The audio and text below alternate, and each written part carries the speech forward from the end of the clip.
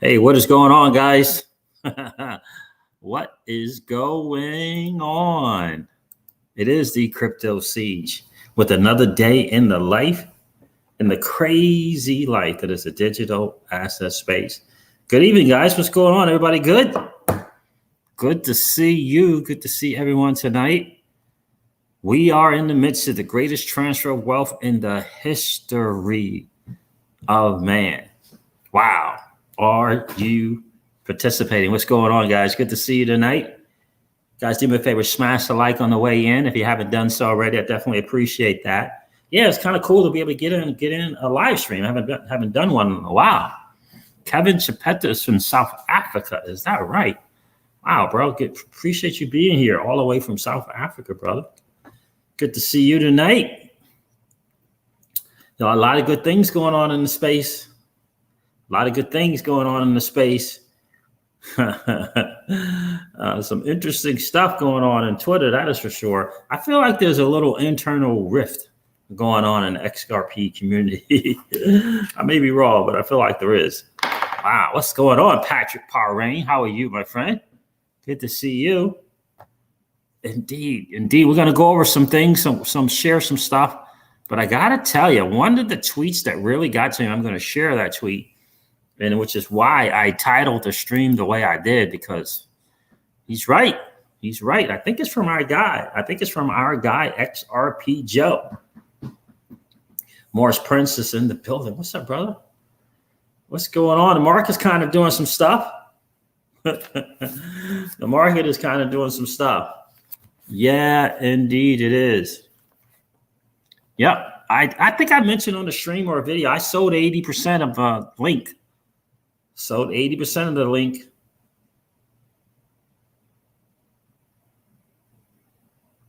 Oh, nice.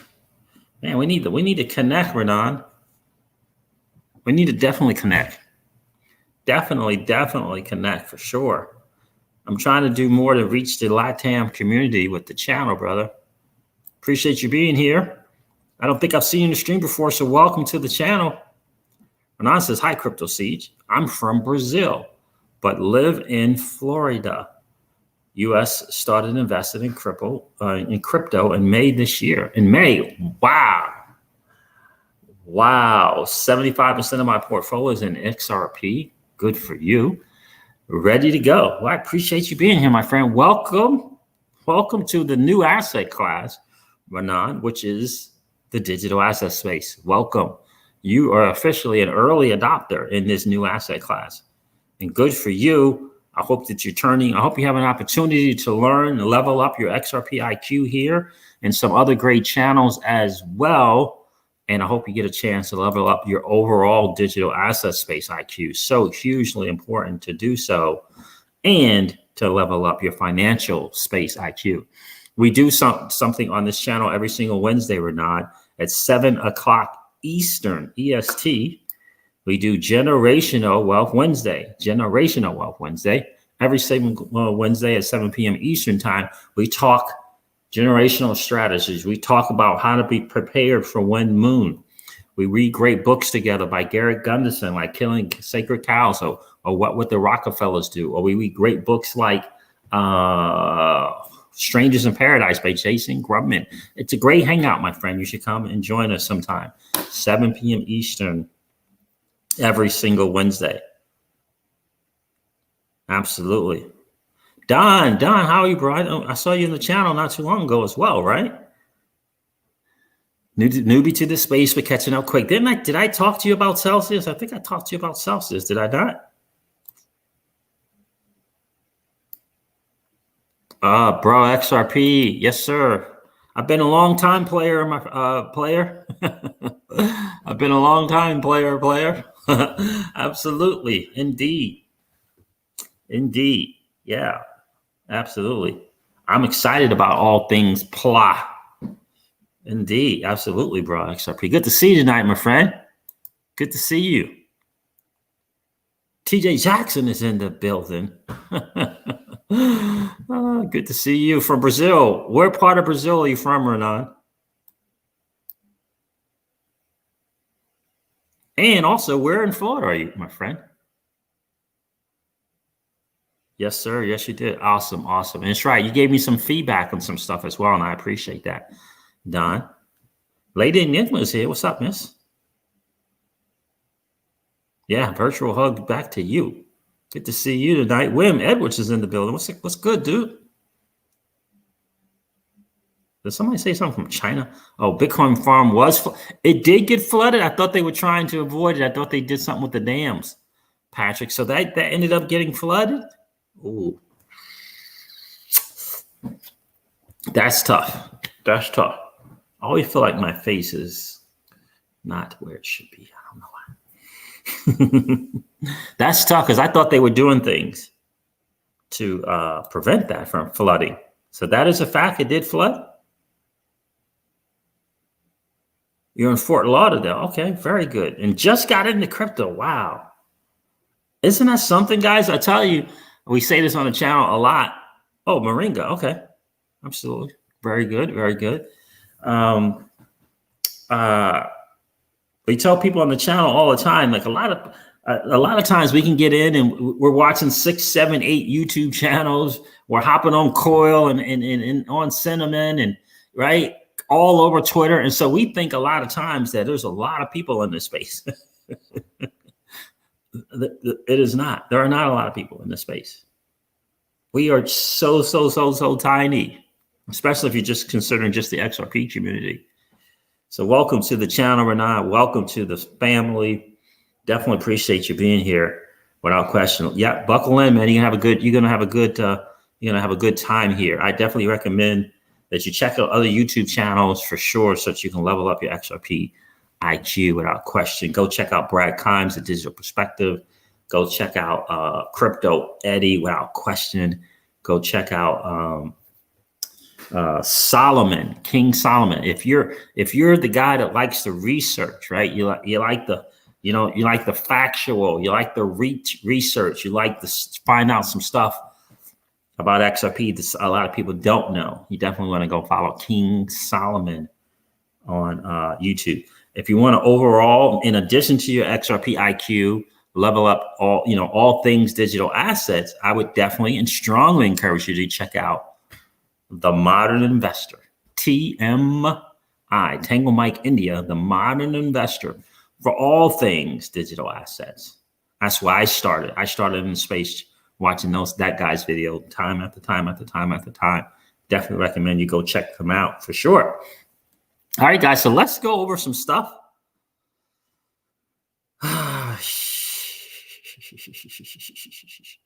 Let's go over some fake. Is that a digital asset though, TJ?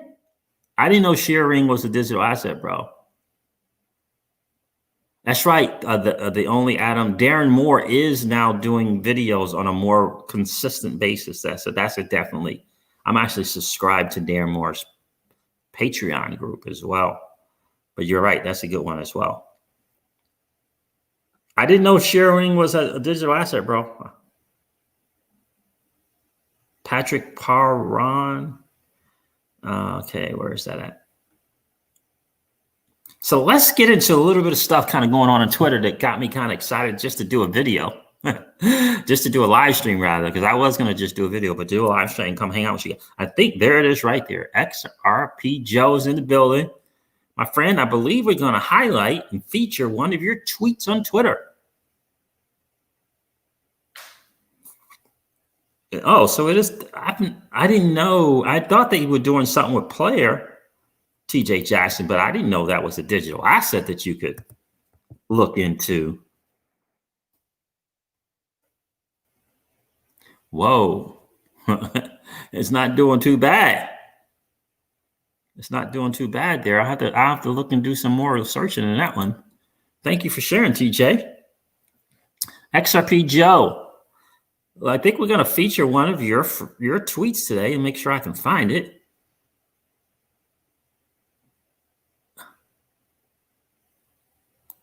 Yep, I know where it is. Let's go over this one. This was some good stuff, my friend. This was some good stuff, guys. XRP Joe. XRP Joe, you have a YouTube channel. Guys, go check out XRP Joe, I believe, on YouTube. Check out what he's doing. Give him a like. Give him a follow. Give him a subscribe. a valued add to the community without question. Let's share his tweet and let's talk about some things, because I think it's hugely important to understand kind of where we are. There it is there. So this is what XRP Joe shared today. And I think this is so important to make note of and pay attention to, really. It says, seriously, this is not a game. This is the greatest wealth transfer of all time, as Tam Pian likes to say. Do not do this with emotion. Do not invest, emotionally. And he was responding to this tweet from XRP Researcher, when I believe he has a channel, or they have a channel, or a website. But XRP Researcher says, I'm starting to see people chase coins. Please be careful. Trend lightly. This reminds me of the 2017 and 2018 thing, and he is so very, very right. You got to be careful. We try to do the best we can to remind people that XRP tends to be the lagging digital asset. Right? You're seeing other digital assets moon, and I get it. It's tough. 900 days and going. It gets tough. That's a long time to hodl. I was watching DIY investing yesterday, and I mean, goodness, it's been a year or so, just around the 30-cent mark. And it's tough when you're seeing other things make their moves. Right. And so the biggest challenge, right, as I see people, is what they're changing their XRP into other stuff instead of just taking some of that nasty, dirty fiat, some of that extra nasty, dirty fiat. And if you want to do something, go do something else with it. If you want to go into VeChain, or if you want to go into Link, right, take the other nasty, dirty fiat that you got. And trust me when I tell you, the vast majority of people can come up with $500 if they needed to come up with $500. And the vast majority of people have about $500 worth of stuff currently, right now, in their home. What you going to do with it? Are you willing to get rid of the PlayStation and the Xbox One? Are you willing to get rid of the Alexas? Are you willing to get rid of remote controls, old DVD players that are still in your home? Are you willing to get rid of clothes in your home that you haven't worn in forever? You can come up with $500. It breaks my heart when I see people moving their XRP that they worked so hard to invest in what we all believe is the greatest digital asset ever created, and moving it into some other thing. Right? That's tough. That is a tough thing when I see that. And so XRP Joe, you're exactly right. You can't do things emotionally. Dan Robb says, I am not getting rid of my Xbox One. That's funny. I got rid of my Xbox One. I got rid of the controllers, the videos, my Alexas, my electronics, old remote controls, clothes, all of it. And I did it for a mental shift and focus, right? It was for me, it was that mental shift and focus. I'm focused on this new asset class, and it's the digital asset space. We had Alexa and I think 2 Echo Dots. Why do you need an Alexa and 2 Echo Dots, right? So like all of it. And it's not because we needed the extra cash. It's because we needed the extra focus. Right? I could hang out and play Madden all day, love it. But I needed the extra focus. And, so that's why I did it. So, it's so tough to see people doing that. Yeah. And in the end, it's always a matter of time. And I think the greatest hodl is my opinion, is going to have the greatest return. It's not like we haven't seen in the past what XRP has done, right? It outperformed, I think, 98 or 99%. Ethereum may have done higher, but I believe XRP was the winner in this last bull run. So it's not like we haven't seen it. And the biggest challenge in going from one into another is you don't know when. You don't know when. And I know it's tough. 900 plus days, that's challenging. I mean, that's tough, but it was 900 plus days for the vast majority of digital assets, not just XRP. It was for the vast majority of digital assets. And I get it. You see these others start to take off, but are you paying attention to history? Have you been paying attention to what's happened in the past? That is the history. XRP tends to be the laggard. That's okay. But also has another history behind it. And that's the one that tends to be the most, give you the greatest return on your investment.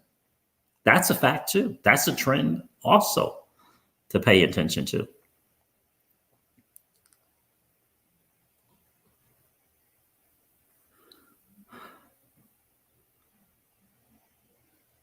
Hey, Danny Law, what's going on, bro? Danny Law says, I've been here since 2016. I think I've seen it all. I've been here since 2016 as well, my friend. And I got to tell you, it's a unique spot and a unique position to be in. I wish I was in 2013 and would have been able to snatch up XRP then. That would have been really, really cool.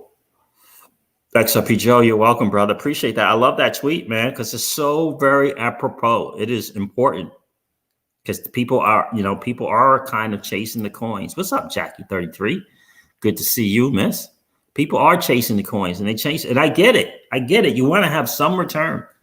You can't expect. It is the strongest, right? It's the strong. You got to have a big time resolve. That's why we have so many. Why do you think the XRP community has so many content creators? So many content creators.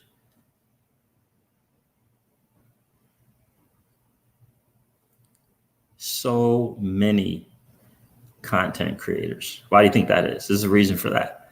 It takes a certain kind of resolve, but we can't lose sight of the fundamentals and the partnerships. Can't lose sight of that. Even the TA guys, I watched DIY investing earlier this morning. This is what this dude said. This dude said that this is what he's saying this to the community. You had 2 months to buy XRP between 14 and 17 cents, but most of you didn't. I'm looking at the chart. They were all sells. You had 2 months to buy XRP between 14 and 17 cents. And this dude said, most of you didn't. Because I'm looking at the charts. So I get it. It's tough. Right. This is new. This is new for the vast majority of us. Like, this is new for me. Right. My trading experience was signing up and putting in an application to TSP, which is also known as a 401k, saying what's the max amount I can put in? Cool. What's the amount percentage I can put in? Cool. And sign it. And it was automatically done. That was my trading experience. I didn't have any trading experience. I didn't have any experience in looking at a chart or looking at the numbers and seeing things go up and down, percentage wise, and this and that. Zero experience. Most of us, zero experience. Most of us, this is our first time. I'm not talking about buying stocks, right? That's a different thing. I'm not talking about that. Right. Anyone can get on the phone, do a TD Ameritrade thing, do some stuff. I did options trading. I'm not talking about that. Right. I'm talking about where you see ups and downs and big time volatility. And you're like, what is going on? The digital asset space and Bitcoin is a whole nother thing. You don't see this kind of volatility in the traditional market. So it's tough. It's tough to see, and the only way we don't see it. Listen, pre-IPOs, in that space, that's another thing entirely. We don't get to see those numbers. I'm not talking about those. I'm talking about the retail investing stuff after IPOs. You don't see those kind of volatility, those kind of numbers, right? So this is new for us. So I get it. I get it's tough. And I believe that's why we have so many content creators, to help us to continue to strengthen our resolve. You know?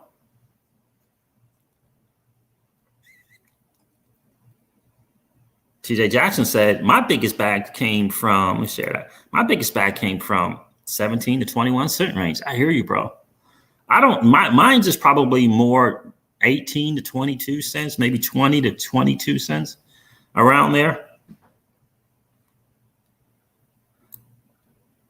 You know, and I think for a good part of the time I was, you know, I hadn't made up my mind yet, because I was buying other assets and other digital assets, and I hadn't made up my mind to just go all in. Well, not go all in, but to hit a benchmark with XRP and then diversify. I kept going back and forth on my decision, back and forth. You know, diversify, don't diversify, diversify. I mean, for months, diversify, don't diversify, diversify, don't. You know, I went through that, right? And then I just said, you know what? I'm just gonna hit this milestone, this big time marker, right? That the world would be envious of the holdings, right? I'm gonna hit that in XRP, and then I'll diversify, right? And then I'll diversify. So, but it took me a while to get there, you know. I mean, at one time I had tons of hollow chain, right? I had tons of V chain. I had tons of Cardano, right? I mean, I went right, just splattered all over the place and different stuff, right? But my XRP was right, and I said, no, this something's not right here. If I believe this to be the greatest digital asset ever created, and I believe that utility will rule the day, I got to go all in. I got to all in on this, you know, not take $2,000 and split it up amongst 5 digital assets or 10 digital assets. That's what I was doing, you know. Then I said, nope, no more. It's all in, baby, all in.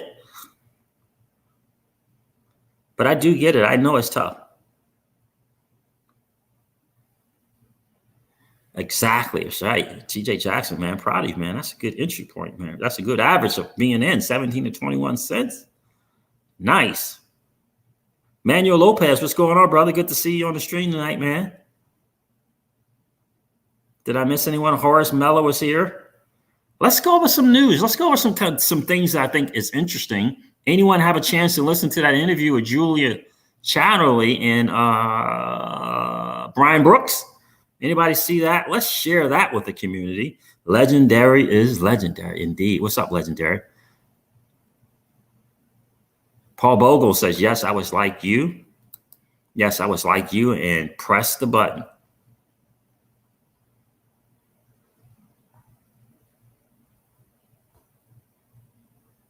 I hear you. Daniel Loft's got some big Daniel Loft's got some big numbers. Daniel Loft says, Crypto Seeds, I have bought XRP anywhere from 6 cents to 94 cents. 6 cents. Oh my goodness. Oh my goodness. And I am sitting on 1.58 million of them. I don't worry about price. I worry about possession. 3.84 spent trip. What the? 3.84 spent trip, my trigger. Yep, I hear you, bro. Man, you're blessed, brother. You're blessed without question. Thanks for sharing, man. Capello MG says, true XRP, in my opinion, is 1,000 to 10K. I agree with you, Capello MG.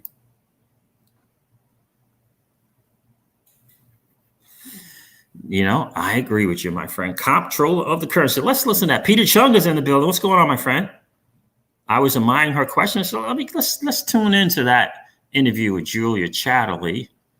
Make sure I can find it. Where am I at here? Let's do, we want some headphones for some audio. Let's do that.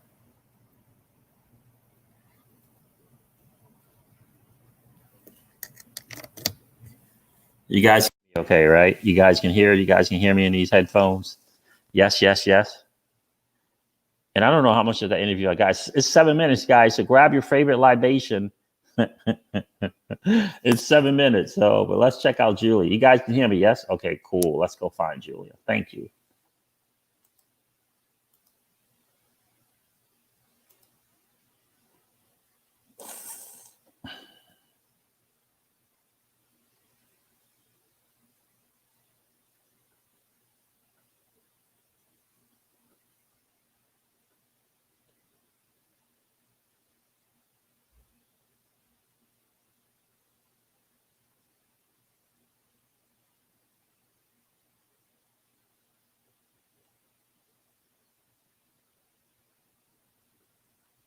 Hold on a second.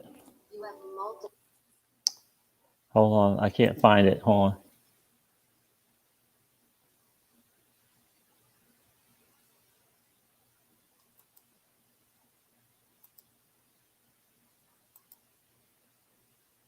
Okay, Mark Phillips. Okay. My guy, Mark Phillips, shared this. All right. I couldn't find out who shared it, but now I found it. There's Mark Phillips. He says the single most important interview of 2020. Thank you, Mark Phillips. Mark Phillips of Medium fame, the famous dude who wrote the article that got a lot of traction. XRP was designed to be 10,000, to be a 10,000 per. Thank you for sharing this, Mark. Talk about a value add. This guy is always adding value to the community without question. Let's take a listen to this. Julia Chatterley, we need to get to a place where payments can be transmitted virtually instantly, instantaneously, where errors can be eliminated, says Brian Brook, the OCC. Let's listen to this. This is 7 minutes, guys. With millions of Americans suddenly dependent on benefit payments, the pandemic has presented a somewhat antiquated banking industry, to say the least, with a pretty huge challenge. Our next guest, Brian Brooks, the new head of the US National Bank's regulators, says they all need to innovate to keep up. He's granted a banking license to a fintech company, which has raised a few eyebrows, but he's also opened a new avenue for existing banks, allowing them for the first time to hold cryptocurrencies, digital assets, for safekeeping. It perhaps should come as no surprise, as he's the former chief legal officer of Coinbase Global, the biggest US exchange for cryptocurrencies. Brian Brooks, the acting US comptroller of the currency, joins us now. Brian, fantastic to have you with us. I'm really excited to have you on. You sort of have a 21st century view of what the banking sector should look like. And I said it's raising a few eyebrows. It's raising a few more. Give me a sense of what your vision is. Well, Julia, thanks so much for having me. And these are really important questions to ask in a time like this. You know, this is a time when Americans are depending on their banking system more than they ever have before. When we made a decision collectively in this country to shut down the economy very broadly back in March, we depended on the banks to deliver benefit payments in the form of paycheck protection program loans and checks sent from the Treasury Department. And the problem is we were sending those across 19th century banking rails. Many people said that it took days or sometimes weeks to receive their payments. And my vision is that we need to get to a place in this country where payments can be transmitted virtually instantaneously, where errors can be eliminated. And it turns out technology exists today that can help us do that. So we need to get there, I think, sooner rather than later. You've talked about a new payments charter. What does that mean? And what is the technology that we have today that exists that circumvents, to your point, the 19th century rails that the train has been running on so far? Well, it's really interesting, Julia. If you look at the payments business over the last 30 years, there was a time when all payments happened through the banking system. And in the last 10 or 15 years, with the rise of fintech, largely dominated by a bunch of Silicon Valley firms, it turns out that technologies exist, whether they're based on blockchain or other kinds of networks, that allow payments to go much faster. And as a result of that, what's happened in this country is that millions and millions of daily payments no longer are principally processed by banks. They're run by companies like PayPal and Stripe and Square.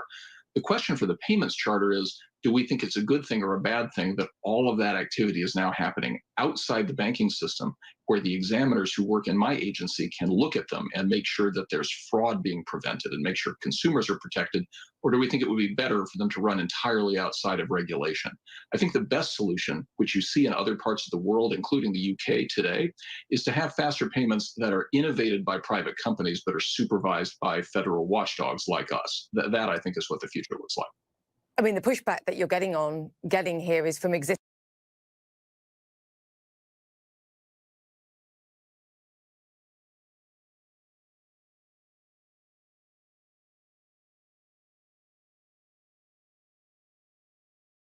and Square. The question for the payments charter is, do we think it's a good thing or a bad thing that all of that activity is now happening outside the banking system, where the examiners who work in my agency can look at them and make sure that there's fraud being prevented and make sure consumers are protected? Or do we think it would be better for them to run entirely outside of regulation?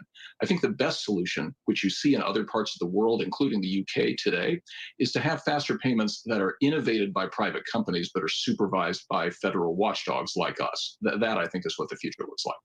I mean, the pushback that you're getting here is from existing banks, whether at the state level or those that are federally regulated.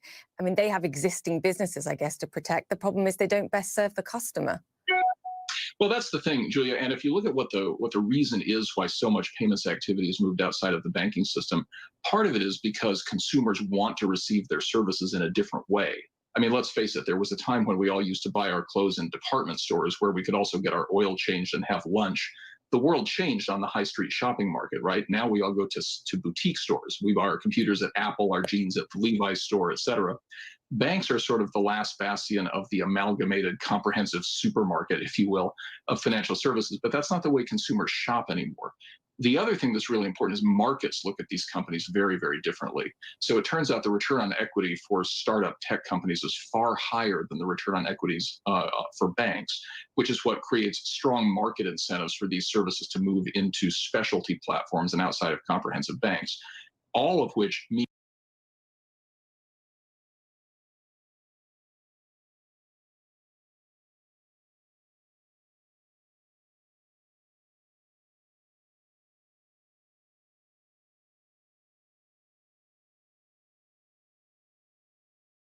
market, if you will, of financial services, but that's not the way consumers shop anymore. The other thing that's really important is markets look at these companies very, very differently. So it turns out the return on equity for startup tech companies is far higher than the return on equities for banks, which is what creates strong market incentives for these services to move into specialty platforms and outside of comprehensive banks, all of which means that if we don't rethink what the bank charter is, and find a way for the bank charter to be broad enough to encompass services that were historically provided by banks, we're going to have a problem. SWIFT. Some people will recognize this term, others won't, but it's the way right now that the system works and the information, the money is passed between banks. And the last thing it is SWIFT. It's clunky, it's slow. Those outside of the industry, particularly in the fintech sector, know there are better options. Brian, is this the plan to improve on the existing infrastructure that SWIFT is at this moment? Well, Julia, you make a great point that SWIFT is one of the most ironically named organizations in the world. The joke in my world is that if you wanted to move money from America to Australia, the fastest way to do that is to load it in a suitcase and put it on an airplane, which is a little bit crazy in the US, right? So to me, what has to happen is there are faster solutions, and they exist in other parts of the world. So the UK, Singapore, China, many of our global competitors have adopted real-time payments. In the US, that seems to be still years away unless we allow existing technologies to do the work for us. And I think that's very possible. Brian, how quickly can you do this? How quickly can you achieve this, given, as we've discussed, there are existing resistant points, and they're pretty powerful in this country? Well, they are, Julia, but in the world, there's nothing more powerful than markets, because markets represent what millions of consumers want every day. And so my job is not to build new payment rails. My job is to identify impediments that make it harder for people to get what they want and need. And at the OCC, we have an ability to do that. So among those include the questions of, should banks be allowed to participate in the cryptocurrency market at all? Should banks be allowed to connect to blockchains? Should we have central bank digital currencies, perhaps issued by private companies, but backed by bank deposits? I can identify what the impediments to that are and try and solve that so people can get what they want as they express through markets. I think that's very possible. Brian, very quickly, I read recently that 15% of Americans now own some form of digital asset or a cryptocurrency. You also want to tackle this and make sure that banks can provide services as far as digital assets are concerned. You're trying to protect consumers again. Well, look, in a world where 50 million Americans do hold cryptocurrencies and many, many millions more outside of this country do, to me, we can't ignore that phenomenon. So I am not a crypto bull nor a crypto bear, but I recognize reality. A lot of people have this stuff. They have it for good reasons, and we need to make sure it's accessible to them in the same safe and sound way that they can get their checking account. So that's our role, is to innovate as people change the way they consume financial services in the future. Yeah, I have to say, I find you a breath of fresh air, but I can see you're going to be a whirlwind to others. Brian, we will continue this conversation. Thank you so much for describing your role and what your plans are. We'll continue this conversation soon. Brian Brooks.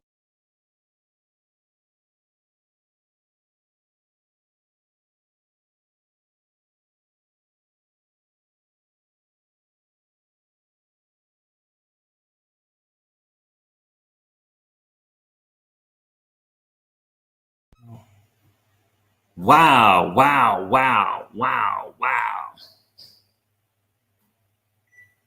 Hopefully it sounds working now. I think I just unmuted. DeepMind is in the building. What's up, DeepMind?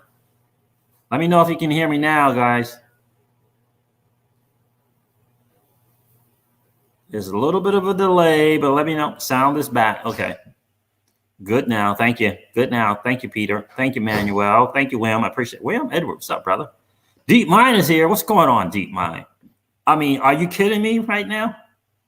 I can't believe I wanted to listen to that thing together. I should have listened to that before I even got on. Wow. Are you kidding me right now? Did you catch the nuggets that this dude was dropping? I'm trying to take notes and listen at the same time. I didn't want to interrupt your listening pleasure by pausing it. Are you what? Did you not hear him talk about the markets and what the market is demanding?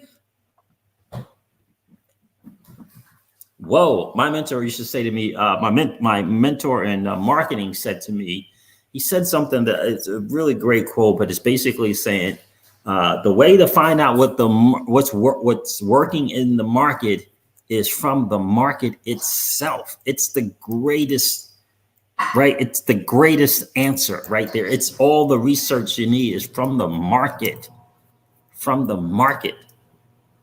Let the market determine, right? You and I may think something's this, and I'm talking about I used to do a ton of online marketing, right? And so let the market, that's what this dude just said.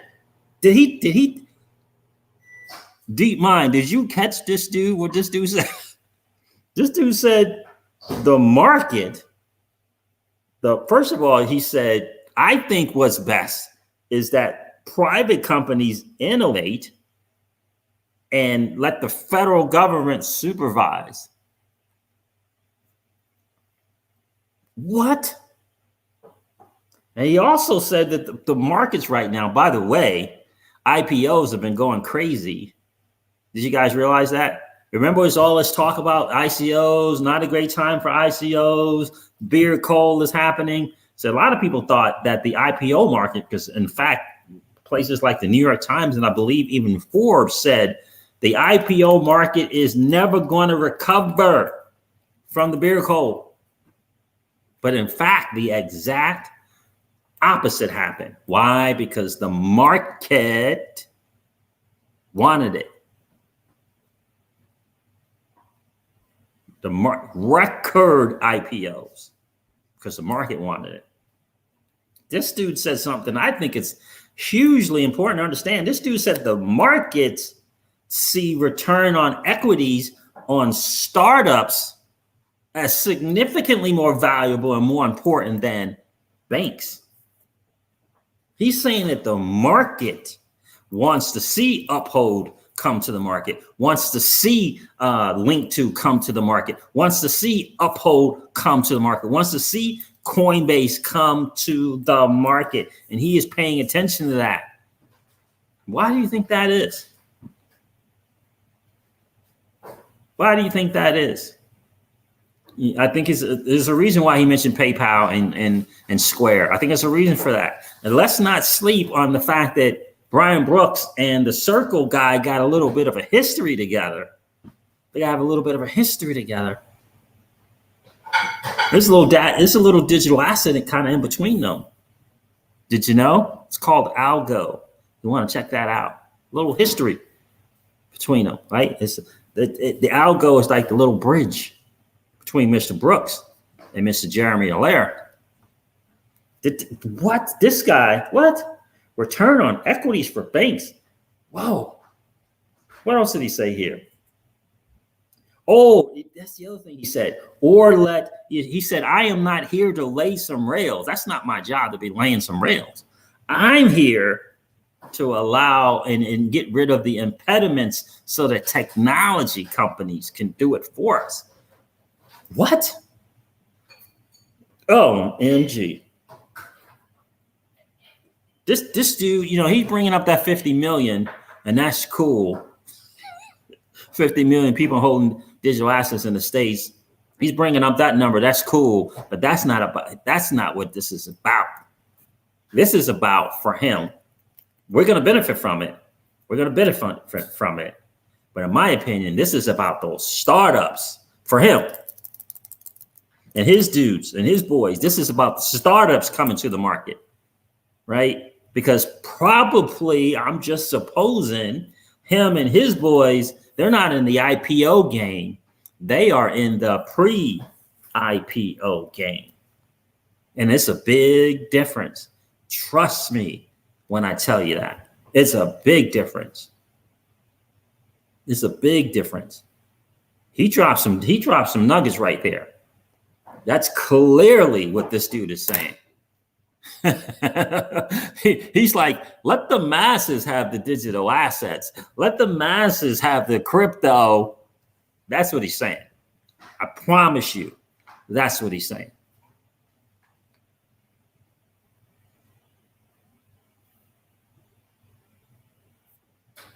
DeepMind, bro. Good to see you, man. That's right, Morten Helle. That's like, where'd you? I got a couple of things to share here. That's exactly right. They just switched over.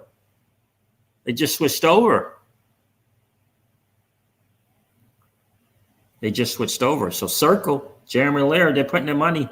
Why they switch over to Algorand? You ever think about that? There's a reason for that. It's got to be. Got to be a reason for that one.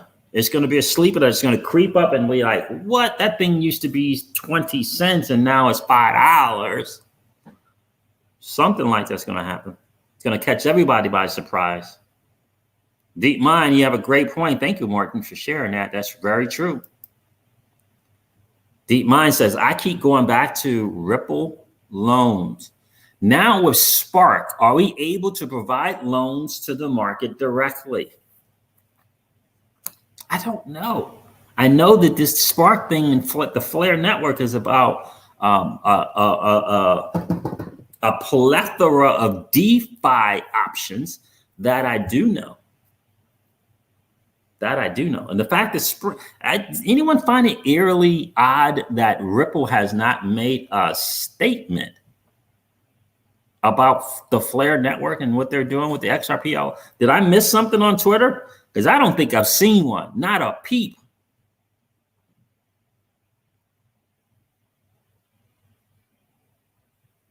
Not a peep. You got anybody hear anything from Ripple? David Schwartz, Brad Garlinghouse, Chris Larson say anything about the Flare network? I find that to be very, very interesting. Yeah, Celsius doesn't insure them, Trevor J. Another company, BlockFire, I forget the name of it, does the insuring. So, yep, and they have some cold storage at a certain amount, but the vast majority is hot, and it's not done by Celsius. Like, I haven't heard a peep from Ripple. Why? Don't you think that's odd? I mean, they're coming. Don't you think that's odd? Not a peep, just like PolySign. Nothing from Ripple on that.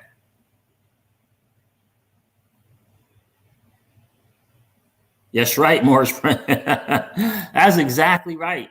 That is exactly right. Flare network. Shh. That's exactly right. Lingua says 100% odd. Like DeepMind, not a peep.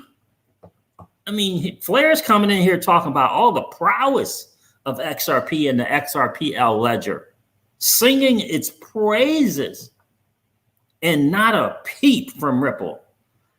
I find that to be oddly odd. I really, really do.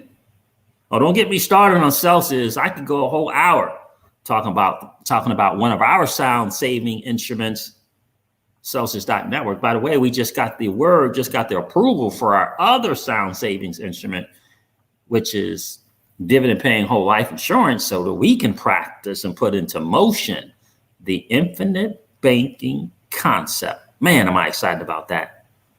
Man, I got to tell you, I am amped up about that.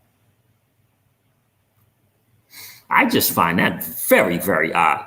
I think I'm going to share one other thing here on Twitter, and then I'm going to go back and listen to that video again.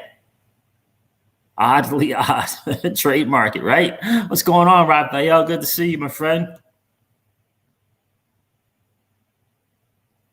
What?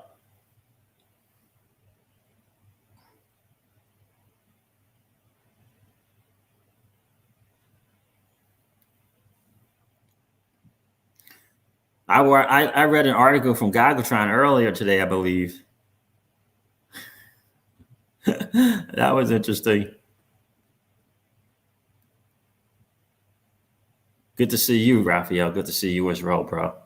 I got to tell you, that's odd. It's very, very odd to me that not a peep from Ripple. Like, yeah, so I remember I watched the video with the CTO from Flare at a Ripple conference, like a Swell event or something. And I think it was like Swell 2019. And the CTO from Flare was talking. Boy, that was an interesting talk. Well, definitely at least an LLC, right, bro, XRP? It don't take much to get an LLC. I'm told, check with your accountant and your attorney. I'm told there's some better moves to be made via the LLC versus just doing it as a regular average Joe or Jane. DeepMind might know a little bit about that, right? I'm told there's some better moves, some better alternatives, some greater options if you're operating as an LLC versus some good dude or some good gal without an LLC.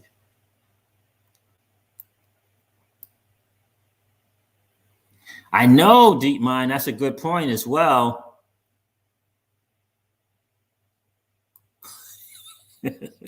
Bruh, what if Spark is in conjunction with the Bank of America announcement? I know, rumor on the street is there's supposed to be some announcement this week.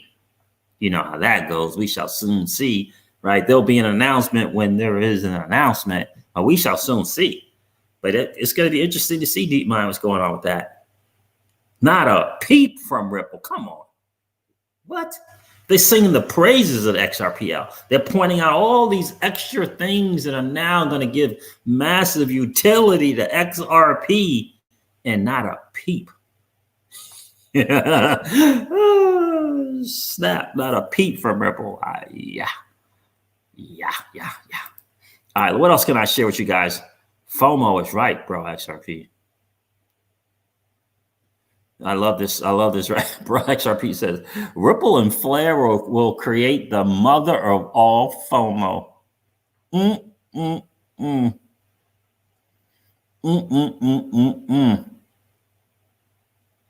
Yeah, Sonny. Yeah, right, Sam, right?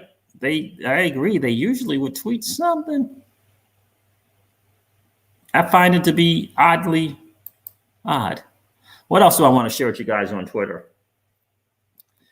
Shout out. Thank you, Mark Phillips, for sharing that. I just got to tell you, wow. So we got another Goldman Sachs dude leaving and joining Ripple.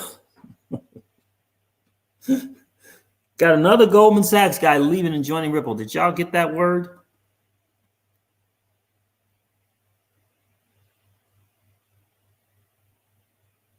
Another one. Well, they only add them. Quiet is good, I think. Yeah, I have to agree.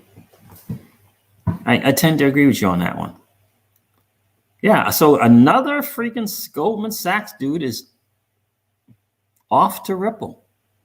And I believe he's filling the spot. It says global institutional markets. Well, isn't that interesting? Where is that at? The Cryptic Poet shared that. Let me go over this real quick with you guys. I'm not going to go through all of it, but I do find that interesting. The fishbowl is getting bigger, DeepMind. Let's share a Cryptic Poet's tweet. Cryptic Poet. Nice, awesome community member. He comes up with some good stuff and adds value to the community every single day. Thank you, brother, for sharing. The Cryptic Poet says Goldman Sachs FX executive joins Ripple. Exclusive Goldman Sachs executive Aditya, I cannot say the name, Chiraksha, leaves to go to Ripple. Okay, let's see this. This is on fxnewsgroup.com. Okay, all of this stuff going on. What in the world?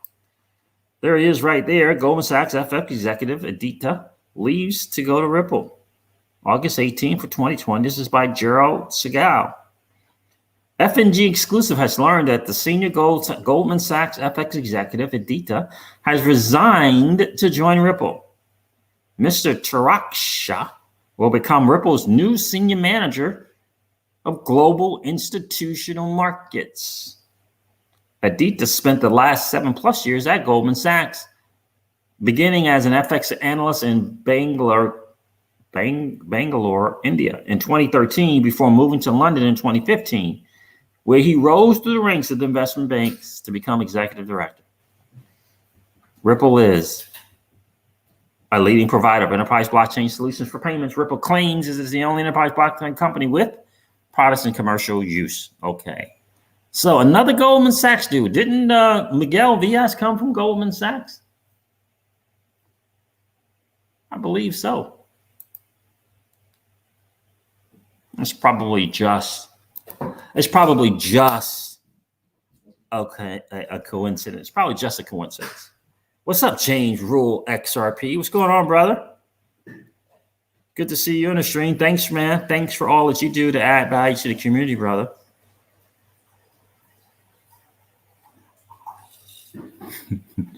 That's right. That's a great point, Morten. Goldman Sachs, the people who can tell the president to get to the stage without Secret Service reaching for their guns. Yeah. Another Goldman Sachs dude is on his way to Ripple. Interesting stuff, I think. Yeah, cash. Yeah, that's right. Goldman was there from the beginning. DeepMind, you're absolutely right. CME. Oh, so he was CME Group? Okay. OMG. Yes, indeed. Yeah, do me a favor, guys. 128 people in the stream. If you haven't already, just collapse the chat. Go smash the like if you're enjoying the hangout. We always try to get just as many likes as we have viewers in the stream. Let's make that happen. That would be a really, really cool deal. I know YouTube loves it. Absolutely. Then subscribe to the channel if you haven't done so. By the way, you can always check me out on podcasts at anchor.fm, like in Foxtrot Mike, anchor.fm/Crypto Siege, one word. DeepMind says, I'm here for the derivatives. Good to see you, James Rule. DeepMind says, I am here for the derivatives. William Edwards says, what's up, millionaires? What's up with you, Will? Moonshot 2020. I like that.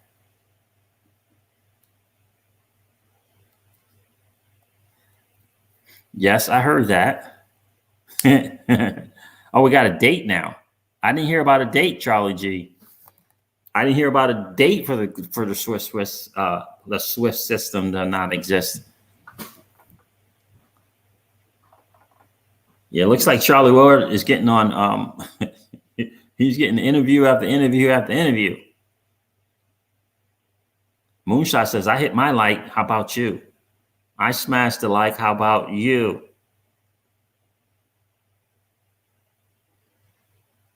Jackie Shaheen is here. Hope I said that right. I got to tell you, listen, we're going to have to listen to that again. Forgive me. But I'm going to have these last 7 minutes go through that again. That was some great stuff. Let's check out Mr. Brian Brooks again as we end this stream. Let's check this guy out again. I mean, that was some interesting stuff. Let's do that again. DeepMind, you got to check this out. I'm telling you, what? Let's do that again.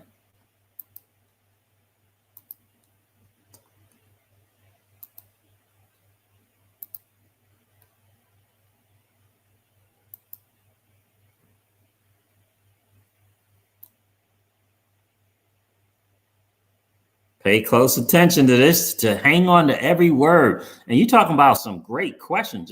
Just Julia is, man, she is something.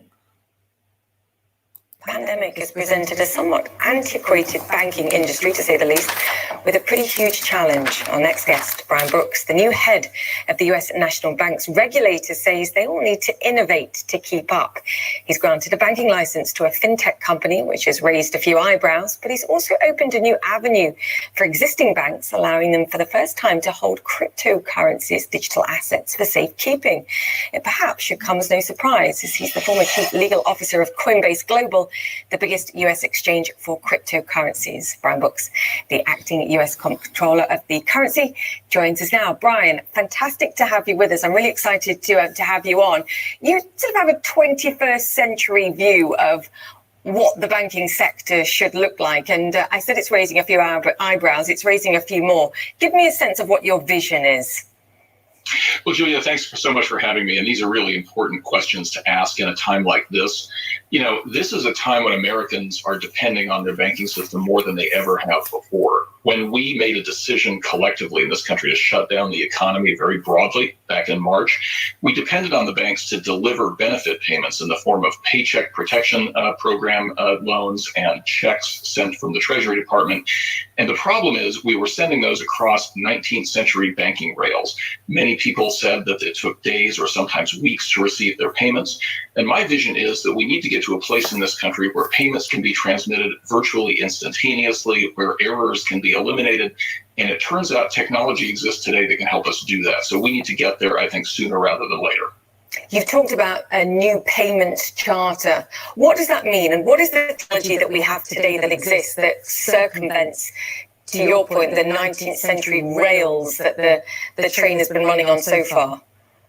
Well, it's really interesting, Julia. If you look at the payments business over the last 30 years, there was a time when all payments happened through the banking system. And in the last 10 or 15 years, with the rise of fintech, largely dominated by a bunch of Silicon Valley firms, it turns out that technologies exist, whether they're based on blockchain or other kinds of networks, that allow payments to go much faster. And as a result of that, what's happened in this country is that millions and millions of daily payments no longer are principally processed by banks. They're run by companies like PayPal and Stripe and Square. The question for the payments charter is, do we think it's a good thing or a bad thing that all of that activity is now happening outside the banking system, where the examiners who work in my agency can look at them and make sure that there's fraud being prevented and make sure consumers are protected? Or do we think it would be better for them to run entirely outside of regulation? I think the best solution, which you see in other parts of the world, including the UK today, is to have faster payments that are innovated by private companies that are supervised by federal watchdogs like us. That I think is what the future looks like. I mean, the pushback that you're getting here is from existing banks, whether the state level or those that are federally regulated. I mean, they have existing businesses, I guess, to protect. The problem is they don't best serve the customer.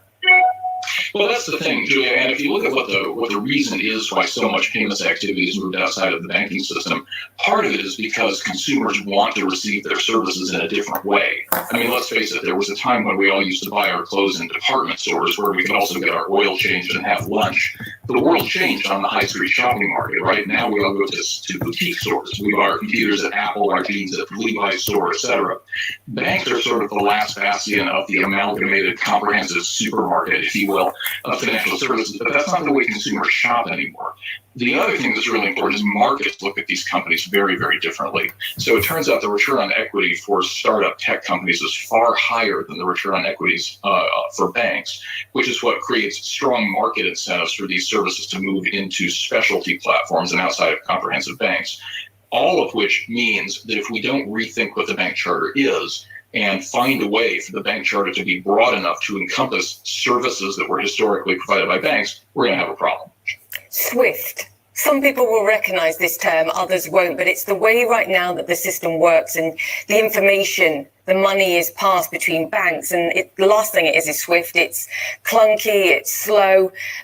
Those outside of the industry, particularly in the fintech sector, know there are better options. Brian, is this the plan to replace, improve on the existing infrastructure that SWIFT is at this moment? Well, Julia, you make a great point that SWIFT is one of the most ironically named organizations in the world. The joke in my world is that if you wanted to move money from America to Australia, the fastest way to do that is to load it in a suitcase and put it on an airplane, which is a little bit crazy in the right? So to me, what has to happen is there are faster solutions, and they exist in other parts of the world. So the UK, Singapore, China, many of our global competitors have adopted real-time payments. In the US, that seems to be still years away unless we allow existing technologies to do the work for us. And I think that's very possible. Brian, how quickly can you do this? How quickly can you achieve this, given, as we've discussed, there are existing resistant points, and they're pretty powerful in this country?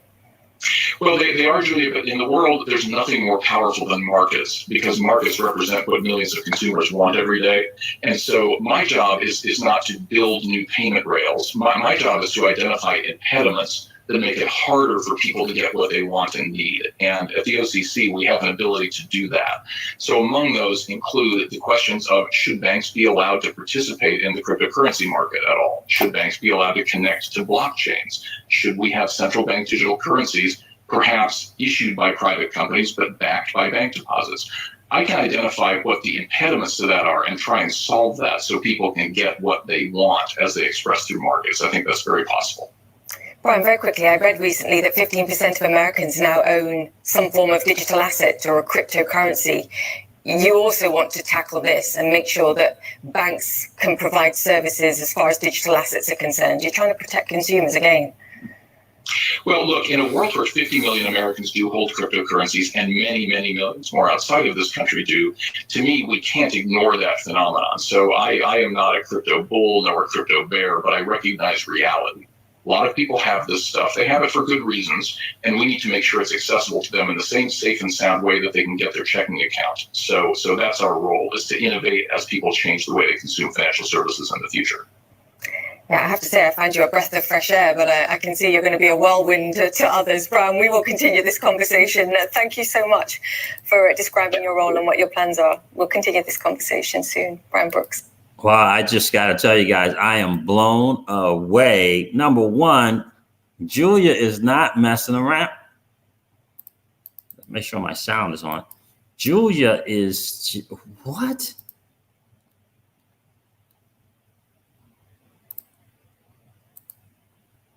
Yeah. Oh, did everything, what happened? Did it mess up? Oh, there it is.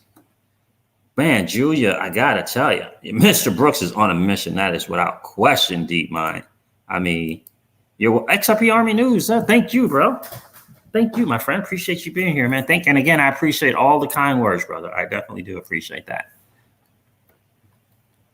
Guys, make sure you guys go check out XRP Army News. He's doing some, I think there's really some innovative, creative work in the space and interviewing, all the community members, not necessarily content creators, but community members.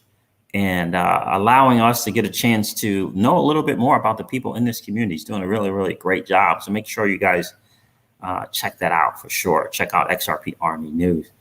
Boy, I just got to tell you that, listen, Julia is not messing around. Man, that's some powerful stuff. You could do a whole video. You could do a whole live stream on that. on those 7 minutes right there. I gotta tell you, and I said it from the beginning, DeepMind. I said Brian Brooks is a pit bull. You know, he is on a mission without question. When he gets a hold of something, forget about it. He's not letting it go. And I got to tell you, I don't know, for me, DeepMind, I'm reading a lot in between the lines there. When he's bringing up markets and he's talking about the market and how they value private companies and equities, when you start talking like that, that is not about, that's not about us, right? Give the digital assets to the masses, right? That dude is talking about, him and his guys, if you will, right? Right. We're going to hang out in the pre-IPOs, right? Because Uphold is looking pretty good. Yeah. Coinbase. Yeah. We want to help those companies move along, right? That's what I see right there. So thank God the banks are able to custody some stuff. Cool. Cool, because that'll onboard more than masses, but it's just such a bigger thing going on here. It's such a bigger play. Listen, this dude said at least 2 times in that little 7 minutes, the technology today exists for faster payments, virtually instantaneous payments. They exist today. And he brought up blockchain. He said, whether it be blockchain or on another network. So he understands, he gets it. I got to tell you that, my friends. I know, right? But banks will never hold XRP. I just can't wait to start hearing more and more of these banks cussing these assets, boy. I don't know what the other camps are going to think. It's going to be tough. It really, really is. But I tell you, she asked some really great questions that just allowed this guy to just drop some absolute dimes. Holy wow. I mean, I couldn't take notes fast enough. Tomorrow, I'll take some notes and listen to that thing and stop it and listen to it some more. Woo! Remember when she brought up, she knows and understands that he's up against some very, very, very powerful people, right? Like the top 8-10 banks that will try to slow this guy down. And he said, yeah, they're powerful, but there's nothing more powerful than the markets. That, my friends, is some good stuff. That is some good stuff. And trust me when I tell you, it's probably a good chance that Mr. Brook hangs out in the pre-IPO thing, right? And I said this earlier and I'll say it again. A lot of people, even the New York Times and Forbes, thought that the bear code was going to slow down the IPOs. It was going to be the end of the IPOs. And guess what happened? The exact opposite. More IPO. It's on a record pace. It's on a record pace. Record pace. Right? It didn't. Why? Because the markets demanded it. But what we want to do is we want to get into the pre-IPO thing, right? We want to position ourselves to get to the pre-IPO. Because trust me when I tell you, that is a whole nother different game. And guess what? We get a shot at that. And in fact, even the SEC Clayton is talking about how he's going to revise that little thing there a little bit so that more people can participate. Participate in that pre-IPO. I'm looking forward to those kind of things. But Brian Brooks is not messing around. You know what I mean? Wow, that was a great one there. All right, guys, listen, I'm going to wrap up the stream. It's been a really cool hang. I appreciate you guys taking the time to smash the like. Let's get those likes to 100 plus, 120 plus, so that we can match just as many viewers as we do have, in just as many likes as we do have in the stream. Boy, oh boy, that was some great stuff right there. Wow, great interview. All right, guys, listen, I'm going to wrap up the stream like I do on my stream and remind you guys of this.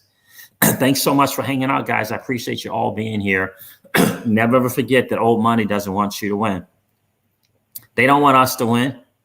They would rather us remain a cog in their perpetual wheel of trading our time for dollars.